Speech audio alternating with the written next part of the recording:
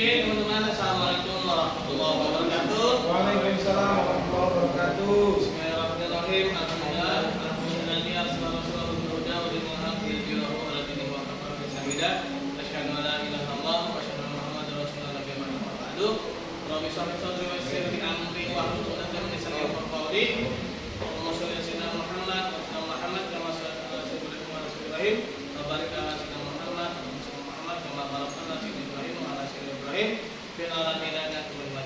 Ya baiklah teman-teman semua, kita jumpa lagi dalam acara Cilukbar ya.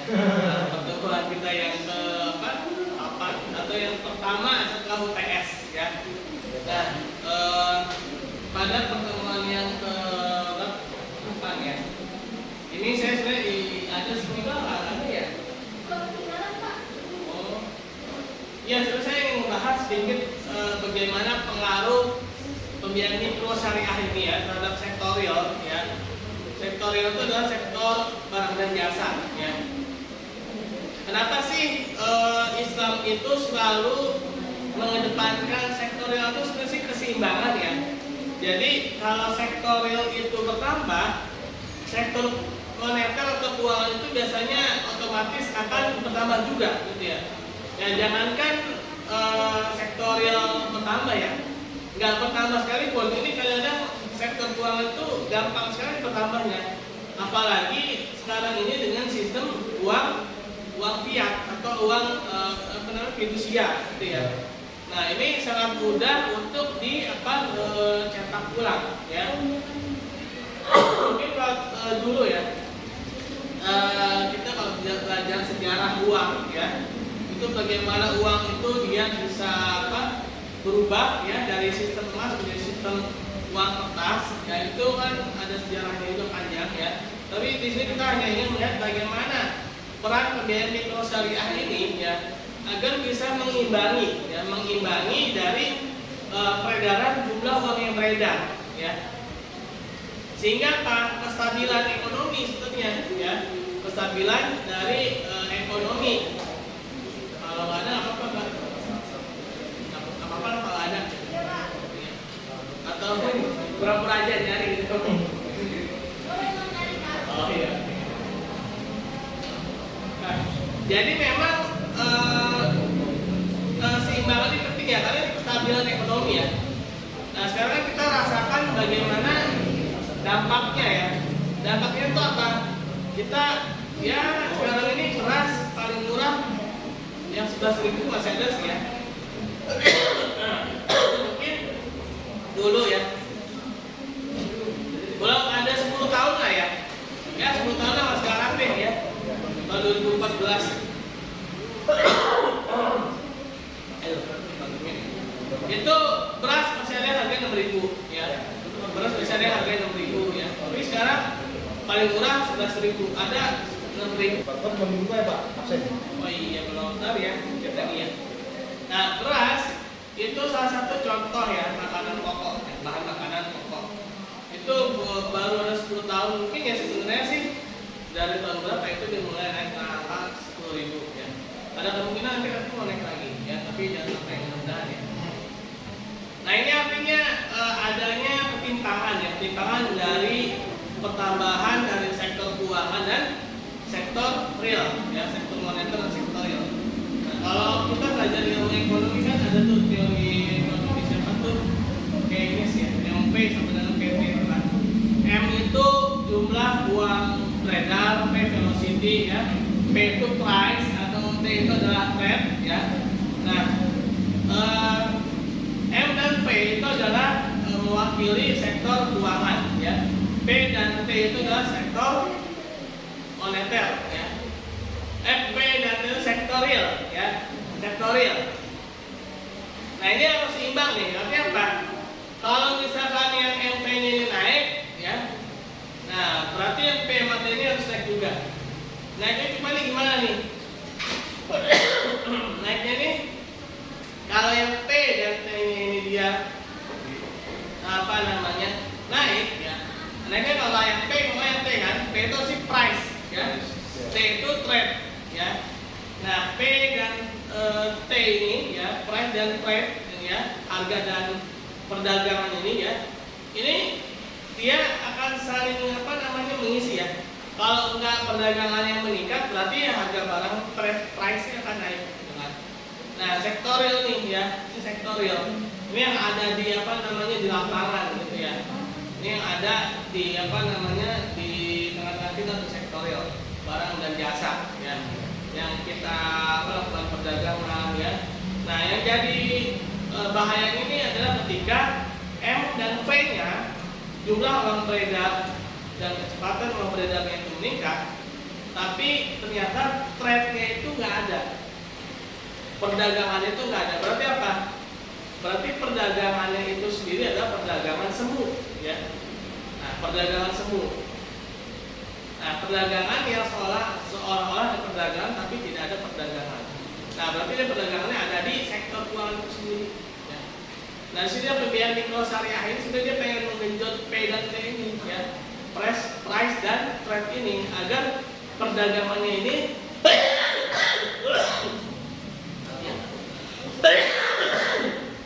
ini gara-gara kemarin sebelum es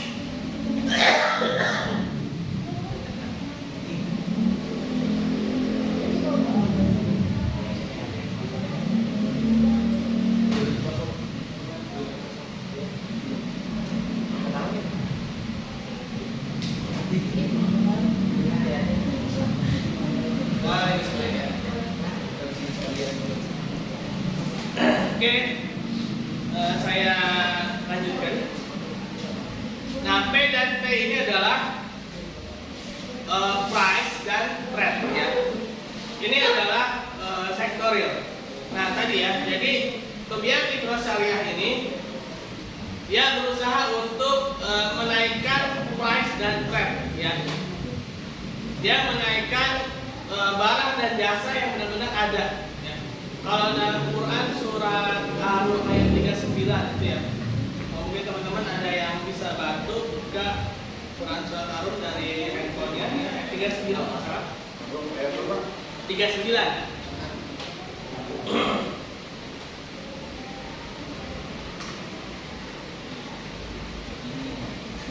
Artinya yang itu bukan. Isiannya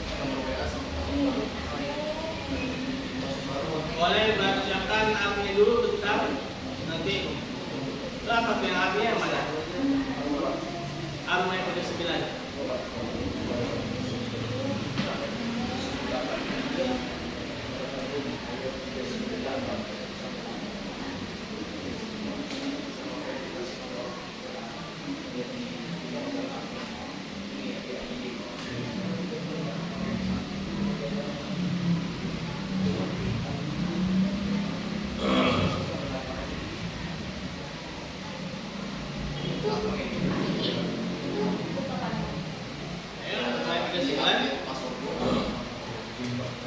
Siapa yang membacakan boleh?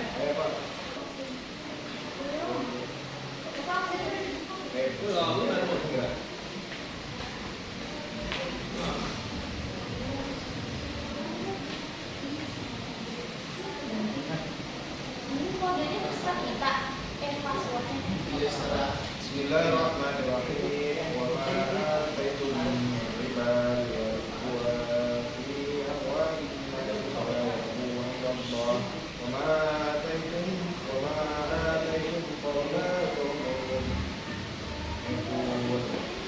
riba yang kamu berikan agar berkembang pada orang lain adalah dalam Allah. Adapun zakat yang kamu berikan dengan maksud Allah, berarti mereka lah orang yang melipat gandakan pahala itu.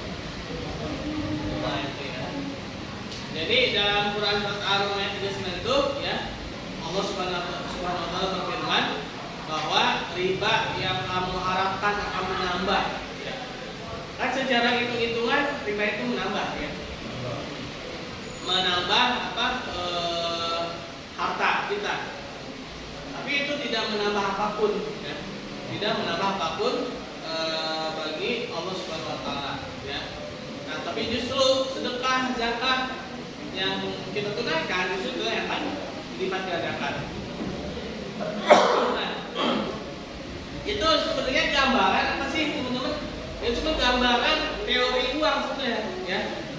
secara apa namanya ruhaniah itu kayak gitu ya. Tapi secara teori uangnya itu ketemu. Ya.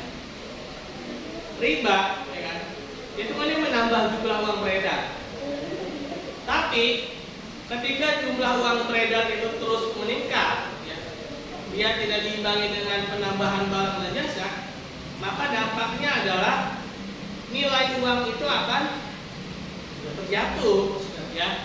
Nilai uang itu kan jatuh, ya tidak akan ada nilainya lagi, ya. Nih, saya kasih analogi sederhana aja nih. Teman-teman ini saya kasih uang 1 miliar, mau nggak? Mau. Tapi saya kurung di ruangan ini, ya, selama 1 bulan. Itu uang 1 miliar nggak ada nilainya.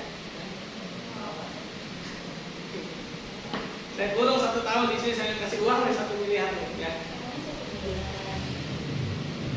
Ya udah 1 bulan deh, ya. 1 bulan. Dikasih uang 1 M, ya. Atau dikasih emas berapa kilo, gitu ya. Nah, tapi dikunci di ruangan, ya. Nah, ini ada analogi bagus lagi nih, ya. Analoginya waktu itu saya dapetin pas lagi sholat Jumat, ya. Jadi analoginya itu antara setalok emas, ya, dengan setalok kayu. Nah, ini ada orang kalau salah raja, ya. Raja itu ditanya sama ulama, kalau salah. Wahai raja, kamu mau sebalok emas atau mau sebalok kayu? Ya, sebalok kayu, ya. Nah, ada kayu nih, ya. Nah, terus kata raja, pasti maunya sebalok emas. Nah, tapi kalau misalkan kamu di tengah laut raja, ya, terus kamu itu hampir tenggelam, tapi hanya ada sebalok kayu yang mengambang di sini kamu pilih emas atau kayu? Pilihnya kayu, ya. Karena emas udah nggak ada nilainya, ya. Sama tuh, ya, ketika uang itu terus bertambah, ya, tanpa adanya penyeimbangnya, ya, dia akan ada nilainya lagi kayak sekarang, ya kan? Nilainya terus anjlok, terus turun, ya. Kayak di negara mana tuh, Zimbabwe, ya. Itu kan mau beli 1 butir telur aja sampai 1 gerobak, ya. Itu sebenarnya dulu udah pernah kejadian di negara-negara Eropa. Kita tahun berapa ya, 1950-an, ya.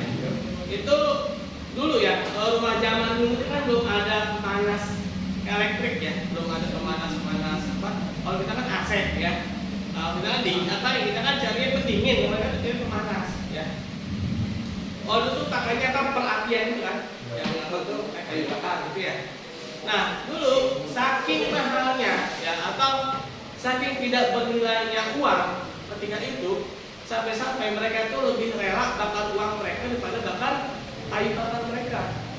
Kenapa? Karena kayu bakar mereka itu lebih mahal daripada pokok-pokokan uang mereka. Jadi ketika mereka membakar perapian itu, ya, yang mereka bakar bukan lagi kayu tapi uang, bergepok-gepok uang, gitu, ya, dimasukkan perapian buat manasin badan mereka, gitu, ya. Nah, itu apa? Itu puncak tidak ada nilainya uang, ya. Nah, inilah, ya, kenapa harus ada sektor real barang dan jasa dan kenapa ada pembiayaan mikro. Kan mikro ini kan sebenarnya yang diharapkan mikro ini kan ya yang kecil-kecil gitu, ya, bahkan lebih kecil daripada yang kecil, ya, kan mikro kan. Nah, itu kan ada namanya pembiayaan kur, kan. Nah, pembiayaan kecil, kan. Nah, ini lebih kecil lagi mikro, ya. Nah, diharapkan apa sih? Dia bisa mendorong sektorial sebenarnya sih, ya. Nah, kenapa yang mendorong sektorial? Kalau sektorial itu berhasil bertambah, maka nilai uangnya kan bertambah sesuai dengan teorinya Ibnu Khaldun tentang nilai ini nilai dari uang, ya. Jadi nilai dari uang itu adalah produktivitas, ya, produktivitas dari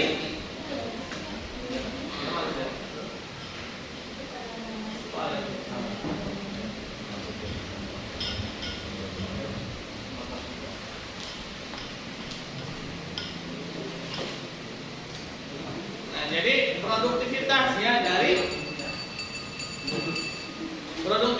dari negara tersebut atau wilayah tersebut, ya.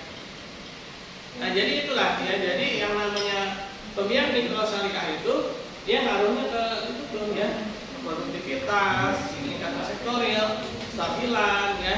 Makanya kan akad-akad syariah itu ya, itu rata-rata naiknya sektorial semua, tapi semuanya tergantung ada waktunya ya.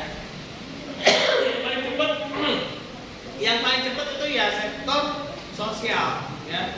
Kenapa? Sektor sosial itu dia nggak nunggu waktu ya. Ketika ada orang minta-minta, ya pasti mintanya buat beli makan, kan nggak mungkin tadi ya, dulu pernah dijelasin ya, ada peminta-minta dia buat tabung, kan nggak kan buat tempat deposito, nggak, pasti buat beli makan ya. Nah, ketika dia beli makan, pasti dampaknya ke warteg, ya warung-warung sekitar, ya kan. Nah, warung-warung sekitar akhirnya apa? Naiklah ininya apa? Pembelinya, demand-nya naik, kan? Demand naik, akhirnya mereka beli lagi ke pasar lebih banyak ya. Pasarnya respon itu kalau secara normal ya, tanpa adanya misalkan kalau bahasa ekonomi itu ceteris paribus gitu ya, ceteris paribus gitu ya. Artinya itu ceteris paribus itu keadaannya normal ya. Itu akan memperbaiki sistem ekonomi ya, memperbaiki sistem ekonomi secara otomatis. Ibaratnya kayak tubuh kita nih ya. Tubuh kita nih misalkan nih dalam keadaan normal nih, ini dia punya daya imunitas ya. Punya daya imunitas sendiri. Kalau dia nggak ada yang ganggu, itu segala macam penyakit sebenarnya bisa diminimalisir. Cuman kan sekarang kan banyak yang ganggu ya kan, apa tuh? Makanannya ya kan, belum lagi berbagai macam obat-obatan, udaranya ya kan. Jadi dia mau mau menghalau kuman yang ini datang yang ini ya. Akhirnya imunitasnya anjlok. Sama kayak sistem keuangan itu juga ya. Kalau sistem keuangan itu dia ceteris paribus ya, misalkan nih sistem keuangan Islam tadi itu ya, dia dibiarkan sehat sendiri pun dia sehat sendiri. Nah ini kan yang jadi permasalahan itu ketika dalam negeri itu lagi mau bangkit gitu ya, tiba-tiba saja diserang barang-barang impor ya kan. Nah, belum lagi barang impornya lebih murah. Nah ini kita gimana mau bangkit ya? Jangan kan kita Amerika itu tahun, saya pernah cerita belum? Harley Davidson itu pernah kalah kabut gara-gara motor Jepang ya. Itu sekitar tahun 95 ya, mungkin teman-teman belum lahir ya. Tahun 95 ya. Tahun 95 Harley Davidson itu pernah hampir bangkrut gara-gara diserang oleh motor-motor Jepang. Jadi ada yang beli Harley Davidson itu. Nah, kenapa ada yang beli? Minatnya nggak ada. Padahal yang kita tahu Amerika itu adalah negara yang paling demokratis, ya. Negara yang paling menjunjung tinggi yang namanya pasar bebas. Tapi kenyataannya apa? Mereka melakukan proteksi, ya, selama kurang lebih 5 tahunan, kalau nggak salah. Itu 5 tahun. Jepang itu nggak boleh ekspor ya ke Amerika. Amerika nggak terima impor segala jenis macam kendaraan dari Jepang. Ya. Untuk apa? Ini memperbaiki sistem penjualannya, mesinnya semuanya dievaluasi, diperbaiki. Sampai akhirnya siap, barulah pasar bebas itu dibuka lagi. Nah sekarang negara yang katanya paling menjunjung tinggi pasar bebas saja, itu dia melakukan proteksi, kan? Yang katanya paling liberal aja, itu mereka liberal dalam jual beli ya, dalam perdagangan ya, mereka melakukan proteksi. Nah ini seharusnya kita Indonesia itu lebih lagi proteksinya, terutama kepada yang mikro ya. Jadi bukan hanya sistem keuangannya aja ya. Ibaratnya gini ya, kalau saya bilang ada satu rumah nih ya. Di rumah itu, misalnya rumah itu rumah tua ya. Rumah tua yang mana bentar lagi roboh. Nah di dalam rumah tua itu ada orang Islam dan orang non-Islam ya. Ketika rumah tua itu roboh, kemungkinan matinya antara yang Islam dan non-Islam itu sama ya kan. Walaupun mungkin misalkan ada mukjizat dari Allah juga ngamatin gimana, itu perkara lain lah ya. Ini kalau misalnya kondisi normal ya, kondisi normal itu sama-sama mereka akan mati. Mungkin yang satu masuk surga, satu masuk neraka, itu yang perkara lagi ya nanti di akhirat ya. Tapi di dunianya itu kan hukumnya sama, ya. Hukumnya sama karena sama-sama tinggal di rumah dua ya kan, bentar lagi roboh, ya. Nah, baik yang Islam maupun yang non-Islam pasti akan sama-sama terlibat, ya. Walaupun yang satu misalnya saling akul gitu ya, tetap aja kalau yang rumahnya roboh ya akan terlibat juga, kan. Kalau misalnya Allah nolongin ya itu nanti perkara beda lagi, ya. Perkara belakangan lah, ya. Nah, maksudnya apa? Walaupun misalkan kita nih pembiayaan di syariah segala macamnya gitu ya, tapi ternyata apa? Kita diserang oleh impor barang dari berbagai macam negara yang mana lebih murah, ya percuma gitu. Ya mungkin dampaknya nggak akan terlalu besar, ada ya seenggaknya mungkin usaha ada lah ya, tapi ya dampaknya akan besar gitu ya. Nah, justru yang bagusnya itu kita secara pembiayaan mikro syariah, nah kita juga harus ada proteksi sebetulnya, itu proteksi juga ya. Nah ini kembali lagi sebetulnya kepada keberpihakan ya. Nah diproteksi itu ya, diproteksi industri dalam negeri itu dia sampai benar-benar bangkit ya, sampai benar-benar bisa ya. Nah itu harusnya ada tahap-tahapannya ya. Nah jadi itu gini, kalau dalam kurva supply dia mau naik ke atas ya, demand ya. Ini sebenarnya supply dan demand itu kan dia ada titik equilibrium ya. Titik equilibrium itu pertemuan supply dan demand ya. Nah disitulah harga terwujud ya. Harga terbentuk ya. Nah harga terbentuk ketika ada kesepakatan supply dan demand. Ada kuantitinya, ada price-nya ya. Nah pembiayaan mikro syariah ini diharapkannya bisa mendorong demand ya. Nah jadi Islam itu dia lebih mendorong ke demand dulu ya, bukan supply ya, tapi mendorong ke demand dulu. Kalau kita lihat sejarahnya juga dulu itu apa, demand dulu yang ditingkatkan. Contoh apa, perintah pakai hijab ya. Ketika turun Quran surat An-Nur ayat 24 masalah ya, perintah pakai hijab, itu kita harus bayangkan, jangan dibayangkan kayak zaman sekarang ya kan. Sekarang kan udah ada Zoya, udah ada Warbani ya, udah ada apa macam-macam butik Islam ya kan. Nah dulu memang udah ada tuh Zoya, Warbani ya, belum ada ya kan. Nah ketika turun ayat itu ya, apakah para sahabiah itu mereka protes, ya Rasulullah belum ada butik Islam ya Rasulullah, ya Rasulullah belum ada Zoya, belum ada Warbani, belum ada Sasmira kan, enggak kan. Mereka langsung menyambut ya. Bahkan riwayatnya itu ada sahabat yang taplak ya, itu langsung diambil, langsung jadi ordeng ya. Itu bahkan ada kisahnya itu, salah satu sahabat itu di kerudungannya itu ada anak. Nah orang begitu dengan ayat itu dia langsung sekolah itu sampai apa? Langsung muncul demand apa? Demand dalam hijab ya. Sampai akhirnya sekarang berkembang muncul butik ya kan. Nah, jadi demand ini yang harus didorong ya. Nah, demand ini ada apa? Barang dan jasa itu ya. Kalau demandnya ini sudah terbentuk, supply pasti akan ikutin. Nah, contoh lagi dulu itu apa tuh, iklan HP yang jadi dia tuh munculin itu dulu apa istilahnya minatan atau keinginan ya. Iklannya itu udah muncul, HP-nya belum ada kan, pernah ya, HP apa tuh, Samsung ya. Nah jadi buat apa sih, biar demand-nya itu ditingkatin sama dia ya. Dia mau lihat respon padahal HP-nya belum ada. Nah jadi pengen dorong demand ya, pengen dorong permintaan nih. Dia permintaan ini muncul, kalau udah banyak baru tuh HP-nya dijual kan. Nah jadi pembiayaan mikro syariah itu dia sudah pengen dorong demand tuh. Gimana caranya demand ini meningkat ya. Demand pertama, demand yang kebutuhan pokok ya.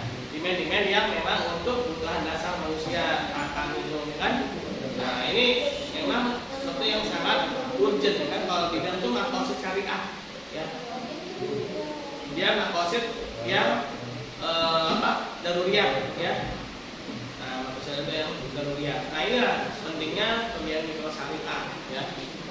Saya tahu ya. Semua orang saya tahu.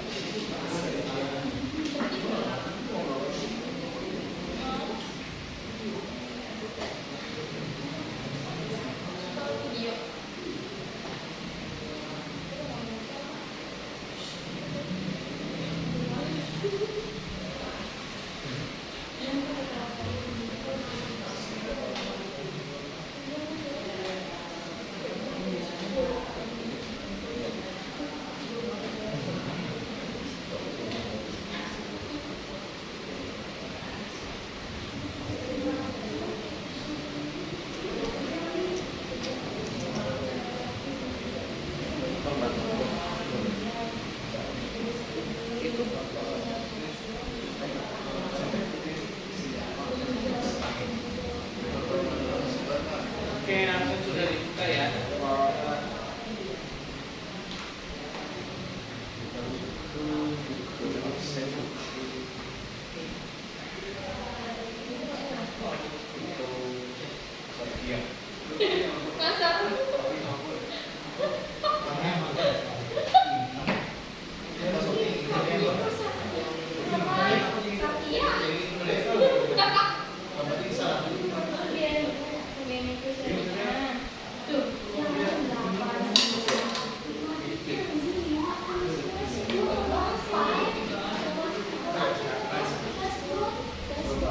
Oh, Siti Fatimah, mana Siti Fatimah? Sakit Pak. Iya, di musim ya.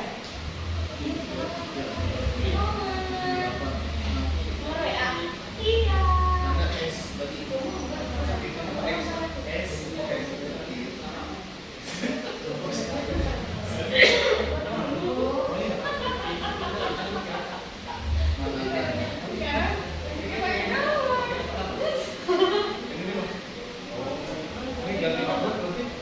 Passwordnya tadinya kan 1, 2, 3, 4. Oke, saya lanjutkan ya lagi. Jadi tadi ya dampaknya itu dia ingin meningkatkan demand ya teman-teman ya. Nah, demand itu bergeser, maka supply juga akan bergeser.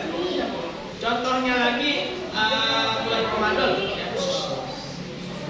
Ramadan kemarin itu kan yang jualan lontong banyak banget dia. Kenapa sih kok bisa banyak yang jualan lontong? Karena demand akan lontong itu banyak ya. Jadi orang itu mereka melihat peluang demand, mereka akan kasih supply ya. Nah, ini salah satu cara berdagang, berbisnis juga begitu ya. Nah, jadi coba tingkatkan demandnya orang gitu ya. Nah, kenapa kok pinjol itu bisa sukses ya? Karena demandnya ada ya. Kenapa ada demandnya?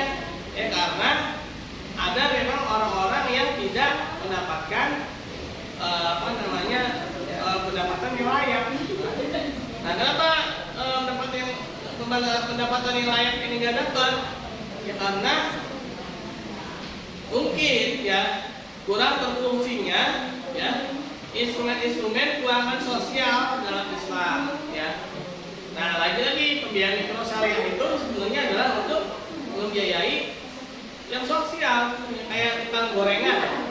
Itu kalau memang dia mau memperluas usahanya dan dia baru modal pikul ya, itu jangan ditagih kalau memang dia lanjutkan pembiayaan sesuatu lembaga ya. Ya udah kasih aja uang sedekah ya, bukan zakat ya. Zakat nggak boleh ya. Zakat itu kan sudah ada asnafnya kan.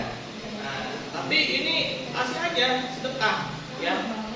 Karena dia kan nggak ada gambaran ke depan sukses sekali di mana kan belum ketahuan ya. Nah, tapi itu kembalikan kepada si pedagangnya ya. Kalau memang dia nanti mau ngebalikinnya syukur ya alhamdulillah ya. Kalau nggak ngebalikin ya udah nggak apa-apa, toh dia juga tukang gorengan ya kan, pikul ya, belum punya apa, belum punya ruko, belum punya tempat, belum punya dorongan ya. Nah, jadi itu ya apa namanya salah satu fungsi dari instrumen keuangan sosial dalam Islam. Jadi jangan sampai seorang itu bermaksiat kepada Allah Subhanahu wa taala hanya untuk mencari nafkah. Ya. Hanya untuk mencari nafkah. Nah, ini akan berdosa besar ini, ya. Siapa? Ya minimal pemimpin di wilayah tersebut, misalkan kalau di sana bupatinya ya, yang dari rendah ya. Mana tuh viral yang ada laporan kita Gibran ya. Nah, yang apa? Video laporan itu ya di daerah mana tuh ya? Viral. Nah, itu kenapa bisa kayak gitu? Ya karena sekarang ini apa-apa terlalu komersialistik ya. Apa-apa terlalu komersil. Nah, sedangkan harus ada namanya sosial ya. Strategi mikrosyariah ini lagi-lagi saya katakan harusnya menjadi sosial ya. Ya, karena Ustazah ini udah datang, sekarang Ustazah jawab dulu. Saya minum dulu bentar ya.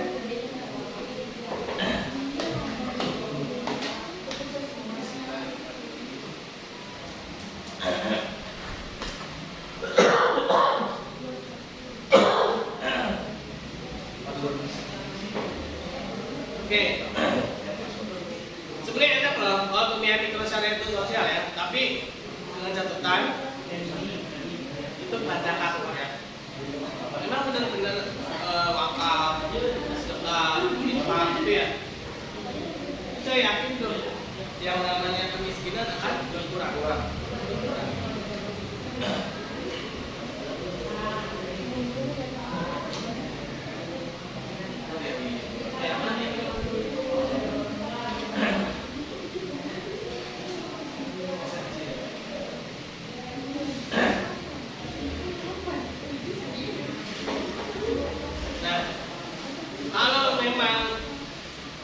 Tujuannya komersil, seharusnya jangan menggunakan mikro ya, jangan menggunakan bagian mikro, menggunakan yang makro.